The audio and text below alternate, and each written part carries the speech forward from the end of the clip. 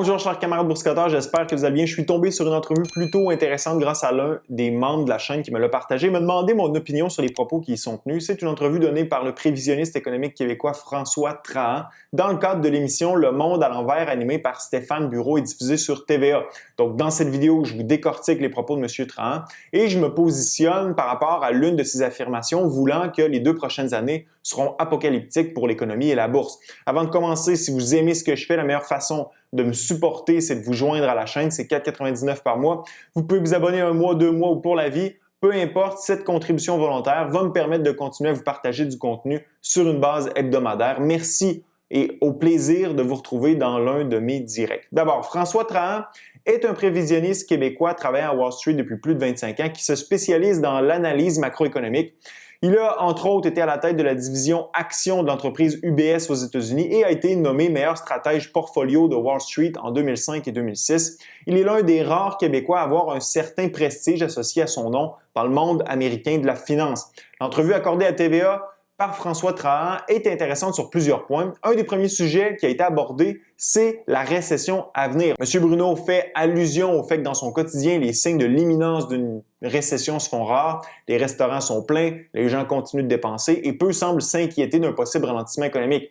M. Trahan lui répond en soulignant le délai inévitable entre la hausse des taux directeurs et leur transmission dans l'économie, la transmission de cette hausse dans l'économie. Selon lui, les gens ont tendance à faire du déni à l'égard des inévitables conséquences économiques à venir en se disant que cette fois-ci, eh bien, c'est différent. Tous les cycles économiques sont comme ça. Quand on voit que la Banque centrale hausse les taux d'intérêt, ça prend beaucoup de temps avant d'avoir un impact économique. Il y a tout le temps une période de déni où les gens disent « Oui, mais clairement, c'est différent cette fois-ci parce que, regarde, tous les gens dépensent encore, l'emploi est encore très bon, mais éventuellement, quand la Banque centrale hausse les taux, il y a une récession. » Je rejoins sans aucun doute le prévisionniste québécois là-dessus. Ceux qui me suivent assidûment se rappellent de mon analogie du tsunami lorsque vient le temps de parler du délai entre l'ajustement du taux directeur et la manifestation des conséquences économiques y étant associées. J'en discutais pas plus tard que mercredi dernier. C'est exactement ce à quoi fait référence M. Trahan.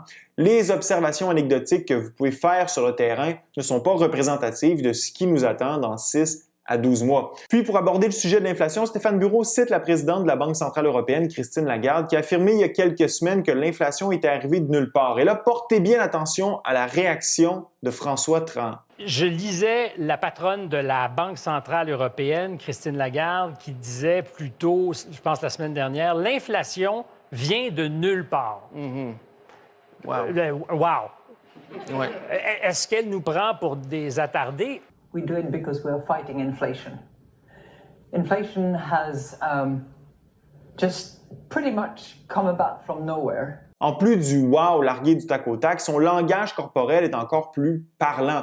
Il a l'air déconcerté qu'une telle chose puisse avoir été dite par la présidente de la deuxième plus importante banque centrale au monde. Une déclaration choquante qui prouve encore une fois que les banquiers centraux ne savent pas trop ce qu'ils font. Pour M. Trahan, il est clair que l'inflation est une conséquence de la réponse monétaire et fiscale ayant suivi la pandémie. Il critique une génération d'économistes myopes qui analysent toutes les crises comme si elles étaient semblables. C'est d'ailleurs ce qui a poussé les banques centrales mondiales à qualifier l'inflation de temporaire en 2021 du fait que lors des crises précédentes, le ralentissement économique avait fait place à un risque de déflation et non de récession. Mais comment peut-on dire ça? Il me semble que on voyait venir le train depuis longtemps. Il y a une génération d'économistes qui ont vu une crise, une après l'autre, qui n'a jamais créé de l'inflation. Alors, ils ont commencé à voir toutes les crises de la même manière. Et c'était l'inflation va baisser, le taux de chômage va monter, il faut stimuler. On en a parlé à maintes reprises sur la chaîne, ça ne prend pas la tête à Papineau pour comprendre que l'inflation, ce sont les banques centrales et les gouvernements qui l'ont créée. En vert, vous avez l'accroissement annuel du bilan de la Fed. En mauve, la croissance annualisée du taux d'épargne. En bleu, celui de la masse monétaire et en rouge, l'inflation. La Réserve fédérale américaine imprime de l'argent, le gouvernement américain envoie des chèques aux citoyens, la masse monétaire explose, ce qui se répercute sur le niveau des prix en raison d'une demande accrue pour les biens et services. Ensuite, M. Bureau aborde la crédibilité des banques centrales en les présentant comme de grands Manitou ayant le quasi-monopole de la vérité économique. Encore une fois, regardez bien la réaction de François Trahan. Est-ce que les banques centrales, parce que théoriquement, ça, c'est les grands Manitou qui savent mieux que nous ce qui se passe. J'aime la face. Ouais. Si j'avais un lecteur de face, ça dirait quoi? Ben, Ils ne savent pas ce qu'ils font? On n'aurait pas de récession s'ils savaient ce qu'ils faisaient, je pense. Son non-verbal veut tout dire, mais il ajoute que si les banques centrales savaient réellement ce qu'elles font, il n'y aurait pas de récession. J'ajouterais à ça que si les banques centrales savaient ce qu'elles font, il n'y aurait pas d'inflation. Ici, il fait référence au fait que le mandat indirect des banques centrales est de lisser l'amplitude des cycles économiques afin d'avoir une croissance sous contrôle et continue. Mais prenez l'exemple de la Banque du Canada. Son mandat est de préserver la valeur de l'argent en ciblant une inflation de 2 %. Pour ce qui est de préserver la valeur de l'argent, le dollar canadien a perdu 96 % de sa valeur depuis 1914. Quant à l'inflation, non seulement n'ont-ils pas été en mesure de la maintenir à l'intérieur de leur fourchette cible, mais leurs prévisions quant à celle-ci se sont avérées complètement dans le champ. Ce n'est donc pas surprenant que la crédibilité des banques centrales ait pris un coup dur depuis quelques mois. C'est incompréhensible ce qui s'est passé l'année dernière. Pendant toute l'année, la Banque centrale américaine nous a dit que l'inflation n'était pas un problème. Ils ont 197 doctorats qui travaillent sur ça. Je comprends pas, honnêtement. Clairement, ils ne savent pas vraiment ce qu'ils font, malgré le fait que ces institutions regroupent les soi-disant meilleurs économistes au monde.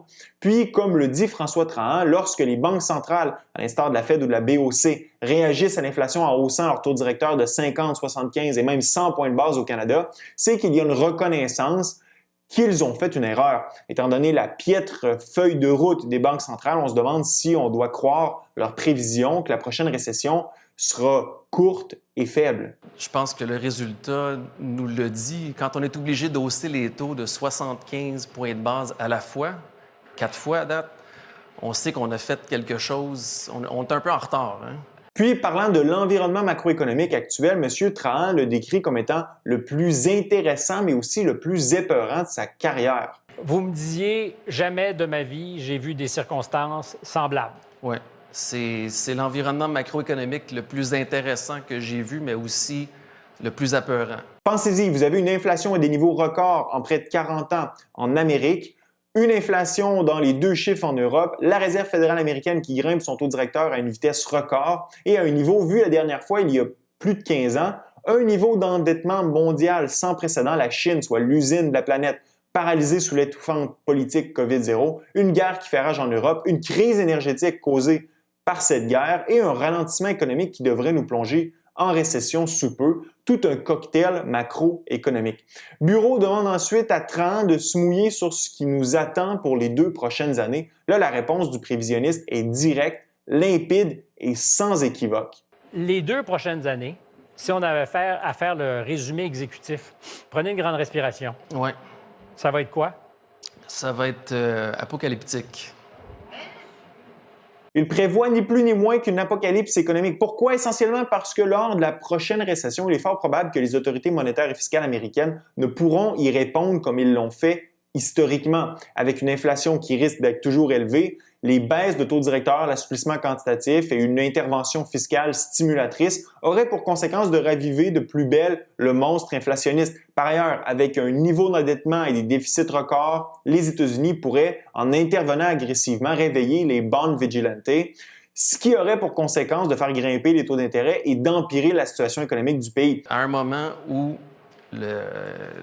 les États-Unis ont un déficit énorme et une dette énorme qui se compare à la dette qu'on avait à la fin de la Deuxième Guerre mondiale.